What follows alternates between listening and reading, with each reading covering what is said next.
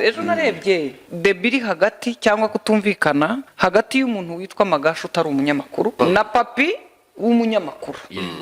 Ntekereza ko nta muntu ukunda iki gihugu kuruta undi, ndetse umuntu ashobora no gukora ibitari byo ukamugaya ukamwereka uko akwiye kubikora, cyangwa se ugatanga igitekerezo ku cyo yakoze. Ariko gufata umuntu kuko hari inkuru yakoze nabi ukamwita urwanya ubutegetsi, kuko izi ni ikigarasha n'abantu barwanya ubutegetsi. Ntabwo nzi umuntu wahaye uburenganzira abo bantu, ariko uwo muntu yatumye tubaho tutubahana. Kandi nitujya kureba mu buryo bw'umwuga, papi dufite ibyo turi bumuhane. Ese twebwe ninde utubariza Magashi? Ni Ribu ntabwo Ribu igibaza Magashi, kuko nza barenga umwe bamureze. Ibyo bintu rero nubwo ibyo papi yabavuga byabari Magashi yenemera ko ibyo avuga nibimvuze nzi ko ari bugaruke kumvugaho, ariko nzi ko ibyo Magashi avuga ntabwo azi icyo bita umuntu kuba ikigarasha icyo bivuze. Arabizi yavuga ibyo atazi, ntabwo abizi, kuko iyo abimenya Magashi yiga kumenyekana mwese mukamumenya. Yatangiye avuga ko ndi ikigarasha. Dukeneye leta bizivuga nkoranyambaga. Mfite amakuru kuba hari umuntu urimo kugira abantu inama ngo ufite icyo arega kerema cyose akizane kugira ngo bigwire. Oya reka tugende. Ejo narebye ntuza debiri hagati cyangwa kutumvikana cyangwa kuganira cyangwa gushwana bitewe n'icyo babyita hagati y'umuntu witwa Magashi utari umunyamakuru ari gukoresha imbuga nkoranyambaga na papi w'umunyamakuru. Ntekereza ko nta muntu ukunda iki gihugu kuruta undi. Gusa mu gihugu umuntu ashobora gukora icyaha, amategeko amubaza, ashobora gukora amakosa yakosorwa, ndetse umuntu ashobora no gukora ibitari byo ukamugaya ukamwereka uko akwiye kubikora, cyangwa se ugatanga igitekerezo ku cyo yakoze. Ariko umuntu kujya yicara agafata undi akamwita icyaha, ni nk'ukuntu wakwicara ukavuga ngo nkurikije uko Sikove yakoze inkuru ya Remera ni igisambo. Mu by'ukuri ubusanzwe byakabaye ari icyaha mu mategeko wisunda ryo.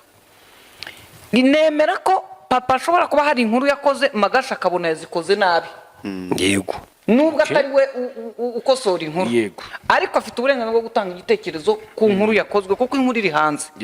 Ariko gufata umuntu kuko hari inkuru yakoze nabi ukamwita urwanya ubutegetsi, kuko izi ni ikigarasha n'abantu barwanya ubutegetsi.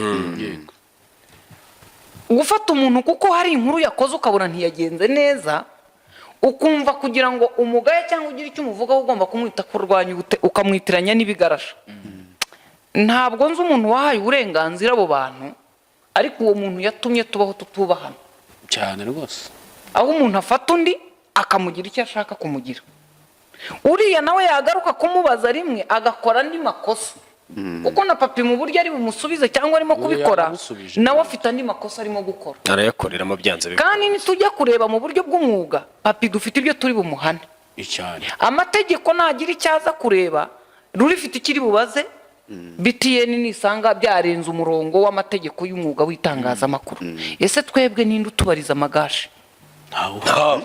Ni Ribu ntabwo Ribu igibaza Magashi, kuko nza barenga umwe bamureze. Kandi niyigeze igira ikimubaza.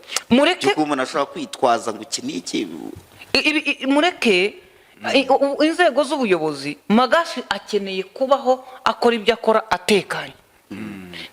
Nuriya muhungu papi nawe akeneye kuba umunyamakuru utekanye. Bityo rero abantu ntibakajye bapfa akantu gato ngo tubyihorere tubireberere bize gukura, kandi abantu ntibabihuriza hamwe ngo abanyamakuru babiri barashyamiranye. Oya, nta banyamakuru babiri bashyamiranye. Ni umunyamakuru undi muntu utari umunyamakuru. Umuntu ashobora kwibaza, nekereza Magashi ntabwo azi Magashi yenemera ko ibyo avuga nibimvuze nzi ko ari bugaruke kumvugaho, ariko nzi ko ibyo Magashi avuga ntabwo azi icyo bita umuntu kuba ikigarasha icyo bivuze. Arabizi yavuga ibyo atazi, ntabwo abizi, kuko iyo abimenya Magashi yiga kumenyekana mwese mukamumenya. Yatangiye avuga ko ndi ikigarasha, ariko ngiye nkamubwira nti none abantu bakamubwira ati wamwumvise se abani nturetse no kuvuga ko yavuze ko ndi ikigarasha, niyo yavuga ko ndi interahamwe sindi buyibe.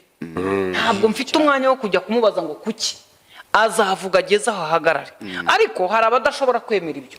Araza ngira ngo yigeze agera no kuwitwa Karenzi, arangiza Karenzi afata papi, sinzi n'abandi bose yagiye azana ntibuka amazina.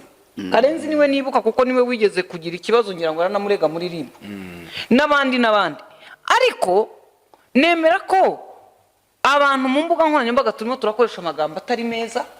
Karenzi afite uwo yatatse, Scovia afite uwo yatatse, mfite uwo wanyatatse, mfite n'undi, ariko abantu bakavuga atoya murekeraho.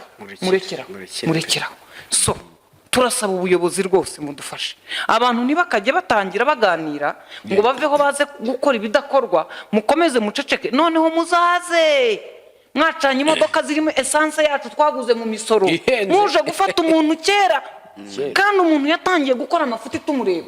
Papi niba hari ibyo akora bitari byo nimumuhagarike nonaha, niba hari ibyo uriya muhungu akora Magashi bitari byo nimumuhagarike, mumubwire muti ibi ntacyo bitwaye, ibi bifite ikibazo.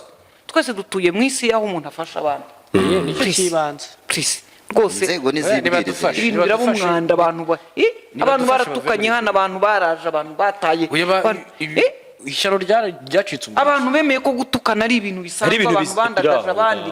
Mukanya Papi narakaraza kuba afite ibindi amutuka nawe tumaze tutari kuri muzima. Mukanya Magashi nawe agaruka mubwira ibindi, ubwo hari n'abandi bari buhurireho nabo baze kubavugaho. Cyangwa Magashi abashaka kumenyekana mu gihe ari kwibasira abantu bafite izina amenyekana. Ese wamenyekana kugeza ubu ntabwo agikeneye kumenyekana, kugeza ubu ntabwo akeneye gucuruza ko yavuze kuri Papi.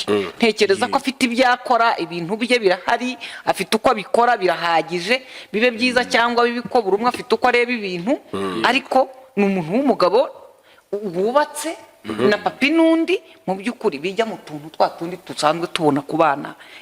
Dusigara ubona akantu kuvuga uti nagakurura ugutwi. Barana abantu b'abagabo bakwiye kuganira no kwiyubaha. Barekeraho. Niko nyembe bitanzeho igitekerezo, hanyuma ubwo abandi bari buze batukana bongeraho nabo baraza kuza bakora ibindi. Ariko impamvu umuntu aganira bisanzwe undi akamutuka undi agakomeza ugasanga twakoze itsinda, nuko gutukana mu Rwanda biremewe, gutesha agaciro umuntu mu Rwanda biremewe, keretse iyo batesheje agaciro uw'inzego zubaha. Nibwo ubona amategeko akora. Tunakeneye regireta w'izimbuga nkoranyambaga. Dukeneye regireta w'izimbuga nkoranyambaga. Mfite amakuru kuba hari umuntu urimo kugira abantu inama ngo ufite icyo arega Kerema cyose akizane kugira ngo bigwire. Oya reka tugende Oya. mirirwe.